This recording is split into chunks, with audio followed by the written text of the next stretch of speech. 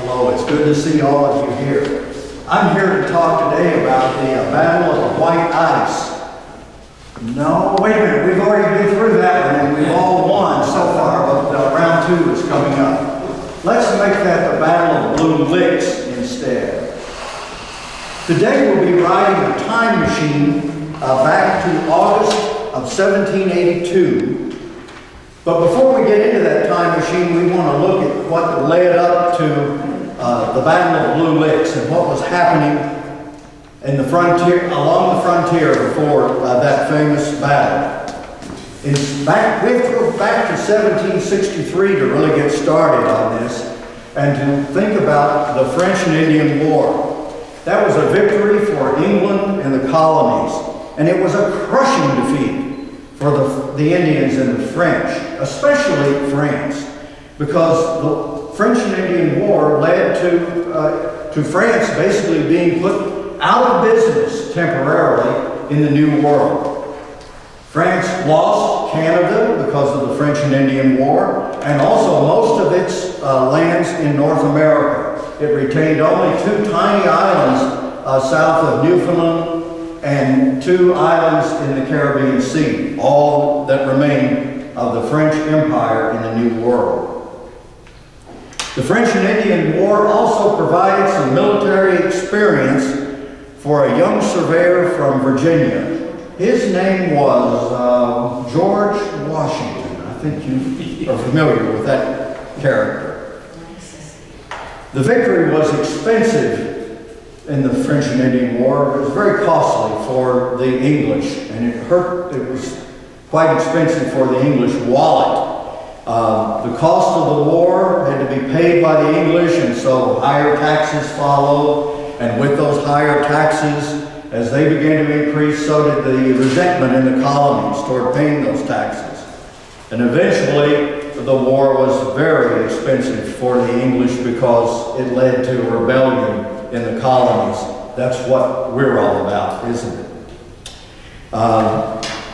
Because of the French and Indian War, rebellion broke out in the taxes that followed. The war broke out in 1775, and then finally the Declaration of Independence in 1776, followed by a long war. For the colonists, the Revolutionary War had its ups and downs. The Patriots lost several battles along the way, but they refused to give up. There just wasn't any quit in the Patriots. And eventually help arrived from the French and a few other countries. Finally, in 1781, General George Washington's army prevailed at Yorktown during a 3-week siege of the British troops led by General Charles Cornwallis. To help George Washington and his army win, the French fleet helped to barricade and block the English and helped to lead to their surrender at Yorktown. Now, I tend to think of Yorktown as the end of the Revolutionary War, and many of us do too. That was probably the last major battle of the Revolutionary War. Well, tell those settlers in Kentucky along the frontier that was the end of the Revolutionary War. They know that it wasn't, and they know that the war continued. That along the frontier, the British refused to give up, and the Indians refused to give up, and they continued to battle on. In 1773, Daniel Boone moved into Kentucky County. It was Kentucky County of Virginia. Later, the Indians killed Daniel Boone's son, James, and in grief, Daniel Boone and his wife, Rebecca, moved back to Virginia. They lived in Castlewood, Virginia. In 1775, Daniel Boone led settlers into Kentucky County. He had a chance to grieve over the loss of his son. And those settlers settled at two forts in Kentucky, Harrodsburg and Boonesboro. By 1780, there actually were 5 forts in Kentucky County.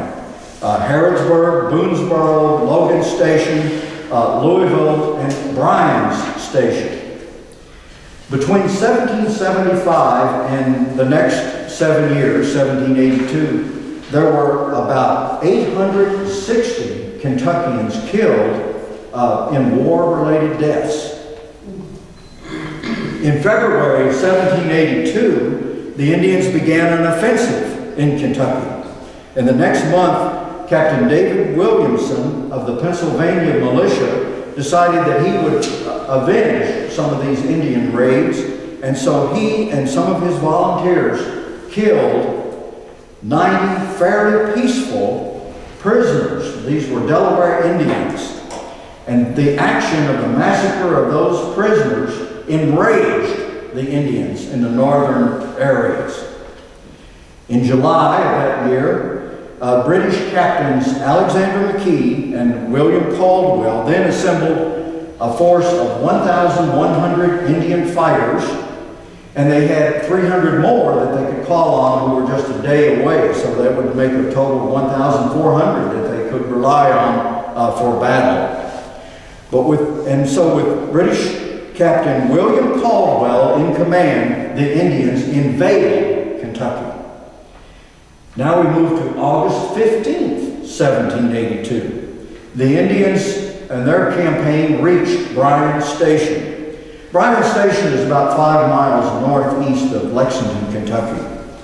There, with a force of 300 men, they surrounded Bryan Station. Inside the fort was a colonial militia made up of 44 men.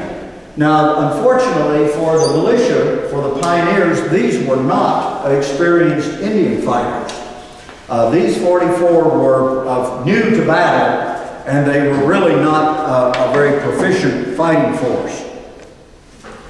The pioneers then discovered that the Indians were planning a siege of the fort, and the Indians knew that the force inside that fort was fairly weak.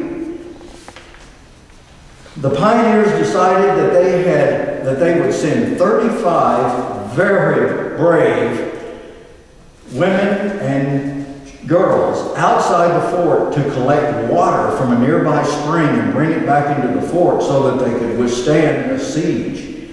The actions by those 35 females would be one of the most courageous and heroic acts that ever occurred in the whole Revolutionary War, because they collected that water, realizing that they were being watched the entire time by the Indians that were in hiding.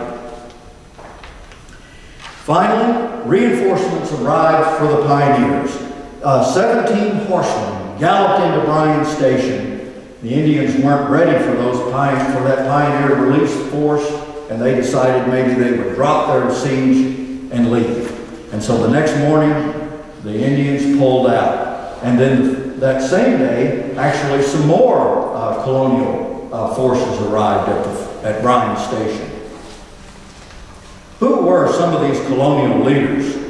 Colonel John Todd was in command in Fayette County, Kentucky. He was capable and well-liked, but he also lacked caution. He would charge into any battle and not really consider the consequences. He was just bold. He was bold, sometimes too bold. Then there was Lieutenant Colonel Daniel Boone. Yes, the famous Daniel Boone. He was second in command in Fayette County. Daniel Boone at this time was age 45, but he was very experienced in military affairs. He was a very experienced Indian fighter, and he was courageous. Then there was Colonel Stephen Trigg. Unfortunately, Colonel Trigg had no experience in Indian warfare. Also, Major Hugh McGary. Hugh McGary was second in command in Lincoln County. He was considered a good fighter, but he also was known for having a very bad temper. Yes, Hugh McGary, a familiar name. He is the one who founded Evansville, Hugh McGary. In 1775, Hugh McGary and his wife and children and stepsons accompanied Daniel Boone on a trip to Kentucky. One of those stepsons later was killed by the Indians. Hugh McGary decided that he would live at Harrodsburg, Kentucky. Well, the Indians left Bryan Station and they headed northeast. The militia met then to decide whether to let the Indians go or whether to chase after them. The second in command was our own Hugh McGary. Hugh McGary might have been a little jealous of Colonel Trigg. Colonel Trigg was a latecomer, and he'd been promoted over Hugh McGary. Hugh McGary opposed immediately chasing after the Indians.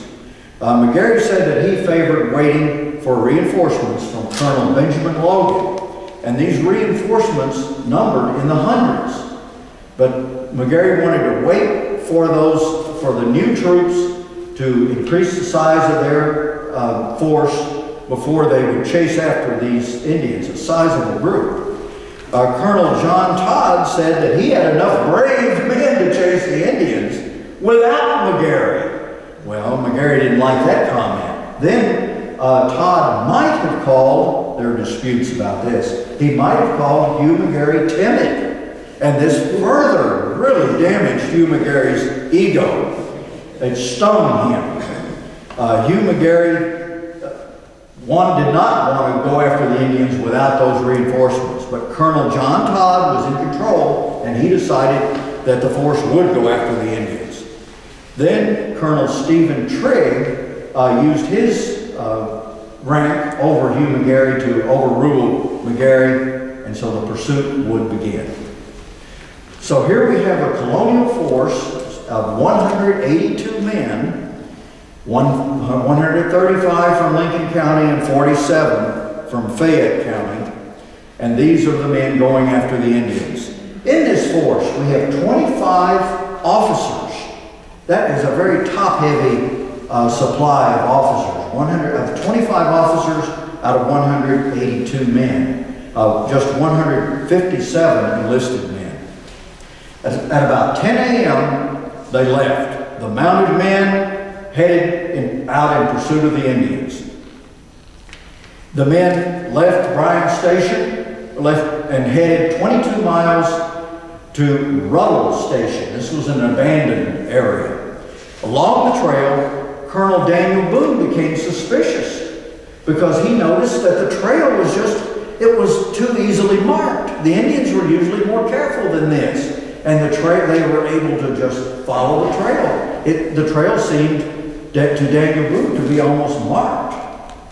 Daniel Boone then began to sense a possible trap that the Indians might be setting for them with that obvious trail.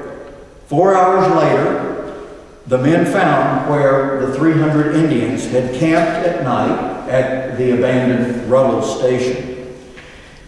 The men didn't realize our pioneers didn't realize this, but 100 of those Indians had decided to leave. And they had gone on, and this left a force really of just 200 Indians. And the Indians were joined by Canadian Butler Rangers who were also with the Indians. The colonial militia didn't understand how many Indians truly were in the force. They figured that at least they had the 300, and actually, by their estimates, the Indians might have as many as 500. So the intelligence function of the militia was quite poor. The colonials continued, nevertheless, to chase that Indian force, just 182 out in pursuit of them. So the question is, why would a force of 182 men pursue an enemy that they thought might have numbered as high as 500? Good question. Also, were the scouts not sent out to find out about the true size of this Indian force, or were the scouts just incompetent and not able to find the Indians? Finally, why were the colonial officers unaware of really what they were facing? They were so ignorant of their enemy. And the enemy had already left Ruddle Station, but the force continued in pursuit. At Ruddle Station, the men failed to camp for the night. Instead, they decided to ride on 16 more miles on a buffalo trail to Stony Creek. Captain Robert Patterson said that the men arrived at Stony Creek at 3:25 a.m. after riding all night. So you wonder, Were the horses and the men exhausted when they arrived?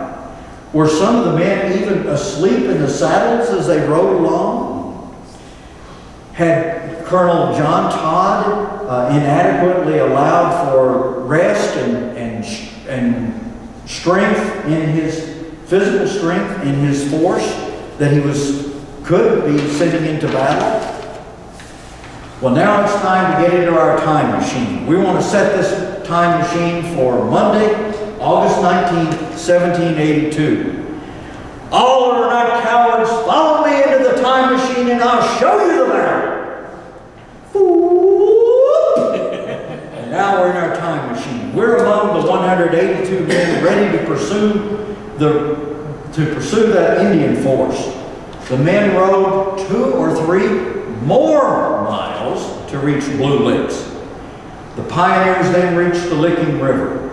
The men saw some Indians who were at Blue Licks, and the Indians seemed to retreat off into the woods.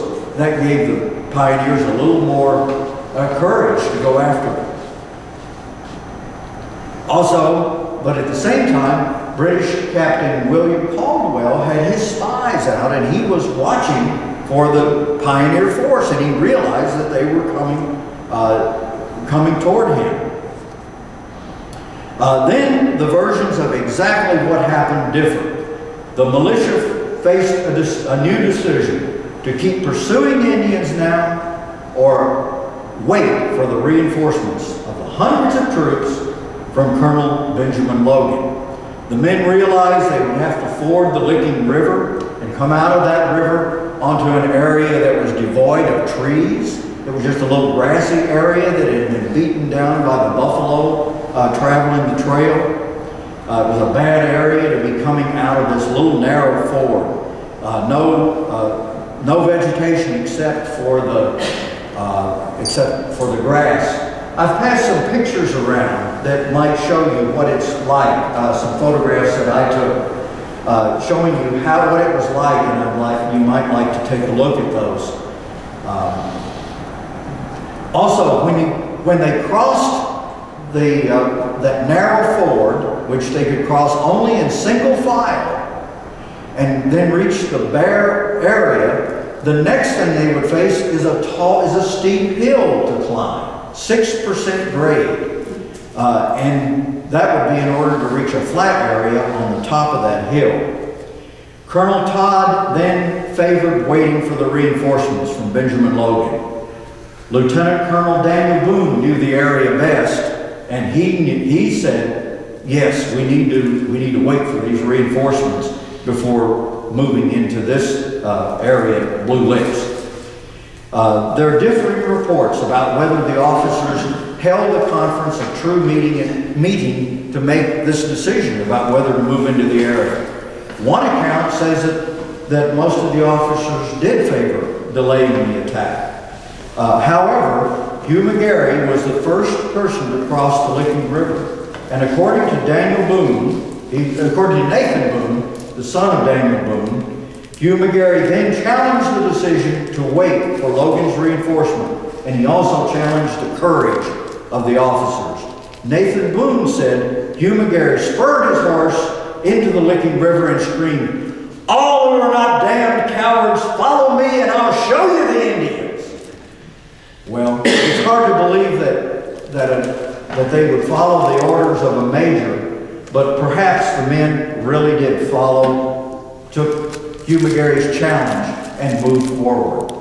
There are differing versions of this, and it's hard to sort out what really happened. According to the son of Daniel Boone, Daniel responded to Hugh McGary's challenge by saying, "I can go as far as any man." And then Daniel Boone moved forward. Later, Boone and Major Levi Todd failed to mention the challenge by Hugh McGary, so we don't know for certain that this really did occur, but many think it did. And then why? Then the question is, why would the men follow an order or a challenge from someone else? It really would amount to insubordination by Hugh McGary. That ford was a narrow bottleneck because the men could cross only in single file, that would mean that if they did need to retreat later, there was no fast and easy exit from Blue Licks. The officers, they had 1 colonel, 2 lieutenant colonels, 4 majors, and 11 captains. On the battlefield, the lineup of the officers might not have been exactly as expected. There are different versions of how they lined up. You can look on your map and see where those officers were. According to Major Levi Todd, the actual lineup was John Todd as Commander-in-Chief. Major Silas Harlan was in the front, and Lieutenant Colonel Daniel Boone was on the left. Major Hugh McGary was in the center, and Trigg was on the right. After fording the river, the men had to move across that bare ground and climb that steep hill in order to reach the flat wooded area on the top of the hill. And then there was a ridge on the top of the hill, so there was an area you couldn't see beyond the top of the hill. The highest point of the hill was about 180 feet high above the river. It's difficult for me to imagine, after seeing the battle site, a worse place to stage a battle than Blue Licks. And especially when you have a force just waiting for you to enter the area and just lying in ambush waiting for your men to advance. The militia on the east side, you can see those were led by Trigg. That militia was easily flanked by the Indians. The Indians started sneaking in around behind them on the side. You wonder why Colonel Todd failed to scout and probe the enemy position before deciding to attack. One advantage that the pioneers always had over the Indians is that their weapons were superior. The rifles that the pioneers had were more accurate than the Indians' weapons, and so it was always to the advantage of the pioneers not to get too close to the Indians, because at a distant range, the pioneers' weapons were more accurate and more deadly. In this case, the pioneers moved in too close to the Indians, and so the advantage of the superior weaponry was negated. But the militia did move forward, and they lost that advantage. At 8 a.m., Boone and Harlan began to attack the Indians. And actually, Boone and Harlan and Robert Patterson had some success. They actually were able to drive the Indians back a little and advance on them. However, Harlan and many of his soldiers were killed. McGary's soldiers dismounted and formed a line of shooters. On the far right on your map, everything went wrong. Trigg might have been the first officer killed, then Todd was killed. Bulger's company retreated with the Indians in full pursuit. McGary rode up to Daniel Boone and told him that Trigg and Todd's forces were retreating, and McGary asked Daniel Boone why he wasn't leaving, and Daniel Boone then decided it was time for him to leave the battle scene, and he left Blue Licks through another way, not the ford, but through deeper water. Then Daniel Boone saw his own son Israel shot and dying on the battlefield. Bulger and Harlan were killed. The only surviving Lincoln County officer was Hugh McGary. During the retreat, the Colonials lost or threw away 100 of their weapons. Many of their horses were taken by the Indians. The retreat could have been even more disastrous than it was. But during the retreat, Benjamin Netherland was one of the first to leave the battle scene. He turned around, got behind a tree, and started firing at the Indians who were pursuing the militia, and caused some of those Indians to slow down or even turn around and stop their retreat, stop their attack. And so the retreat continued, and more of the men were able to ford the river and keep a disaster from becoming even worse. The Indians didn't follow very far. Some of them did cross the Licking River, but they didn't go very far. And the militia who escaped, those militiamen were able to continue their retreat. The Indians did return to the battlefield, and there they scalped and mutilated the bodies of the victims and got their revenge on the pioneers. Many of the colonials, since they left their horses and lost their horses, they retreated on foot all the way to Bryan Station. The casualty account was huge. 77 pioneers killed, including 14 officers, 11 captives taken to Detroit. Only about 10 of the Indians were killed. On the afternoon of the day after the battle, the retreating units came upon Logan's leading company moving toward Blue Licks. 4 days later, a colonial expedition came to the battlefield to bury the dead. They found the bodies unrecognizable. The bodies had been cut and mutilated in a dreadful manner. Some of the bodies had been eaten by wild animals. Others of the bodies had ended up in the Licking River and had been eaten by fish. On the battlefield, they found no dead Indian bodies. Well, it's time for us to get out of our time machine, so, okay. We're away from the Battle of Blue Licks. The next month, the Indians staged another attack, and this was at Kinchlow Station. This is near Louisville, Kentucky. Perhaps some would say that one was the true final battle of the Revolutionary War, but maybe we can stick with Blue Licks. The next month, in November, to avenge the massacre at Blue Licks, Colonel George Rogers Clark assembled a band and he attacked Indian villages. One of those was New Chillicothe. There were 5 other Indian villages that George Rogers Clark destroyed and greatly hindered the Indians' force to attack. In April of 1783, 8 months after the Battle of Blue Licks, the Treaty of Paris, the major sections of that treaty were agreed on and it was ratified. Well, let's conduct our own SAR post-mortem of the Battle of Blue Licks. What do you see as some of the errors that the pioneers made at the Battle of Blue Licks? Can you name some of them?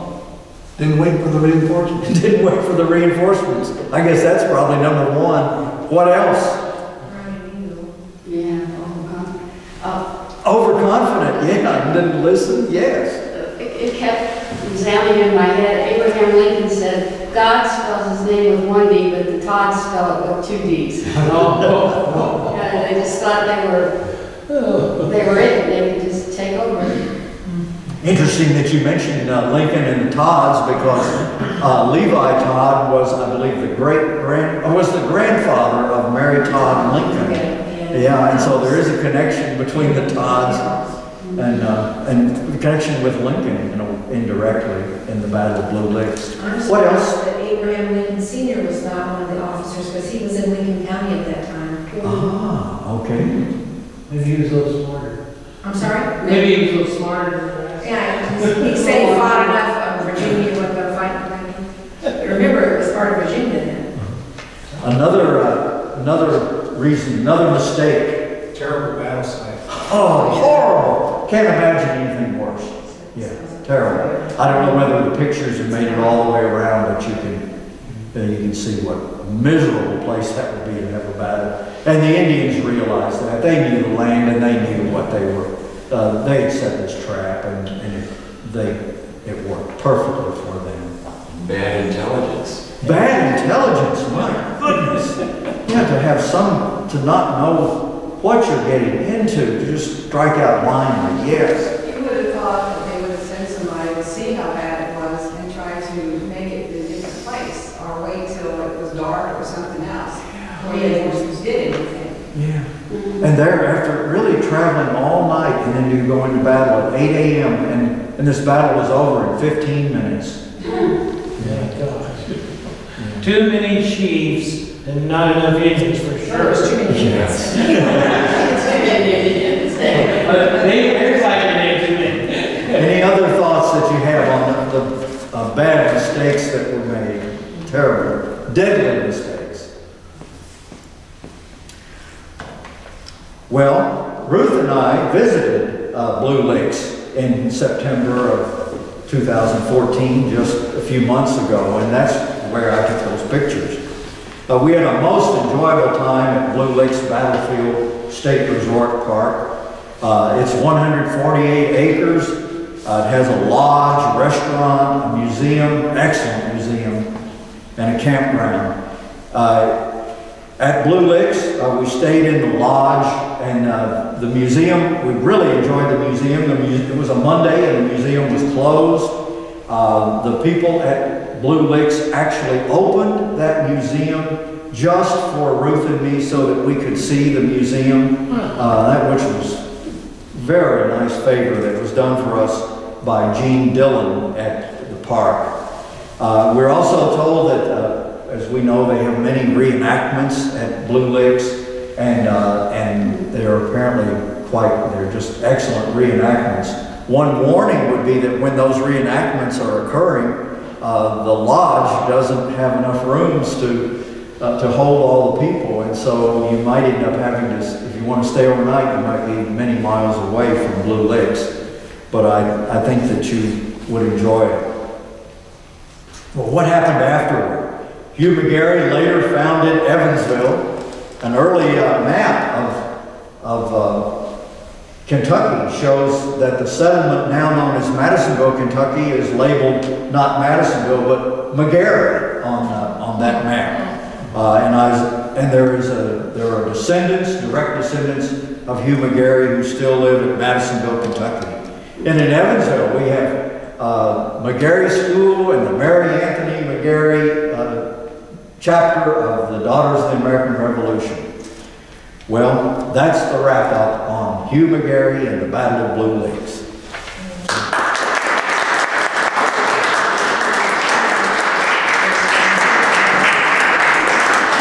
This is the location in Kentucky where we talked about the Blue Licks battle. If you look, you see the Kentucky State, you see Harrodsburg, Boonesboro, Bryan Station that Robert Hall just talked about, Bryan Station, then Ruddle Station, then Blue Licks, you see Louisville and Lexington. And then a blow-up view of the battle itself.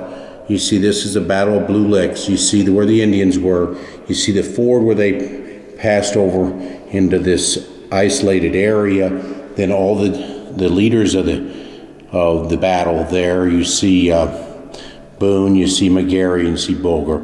And Boone and McGary did get out of this battle. They escaped over the river to the left.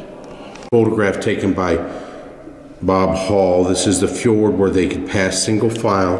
And then once they passed the fjord, you saw how high the battlefield was, a 6-degree angle to get up to the top of the battlefield. Two mannequins from the museum there at Blue Licks. So this is a typical battlefield attire during that time, one of the last battles of the Revolutionary War. It's a monument that you see if you go to Blue Licks Park. That's a monument that was erected in memory of Blue Licks battle in 1882. Another photograph of the battlefield. This is a plaque that's at Blue Licks battlefield from August 19th, 1782, and it talks about what happened at that battle. From the museum itself, all who are not cowards will follow me. This is Hugh McGary. Hugh McGary is the founder of Evansville, Indiana, and there's a statement about Hugh McGary in the hot summer morning of 1782, when we had 182 pioneer soldiers that fought the Indians at Blue Licks, with over 77 lost in battle, the pioneers, no Indians, and 11 captured.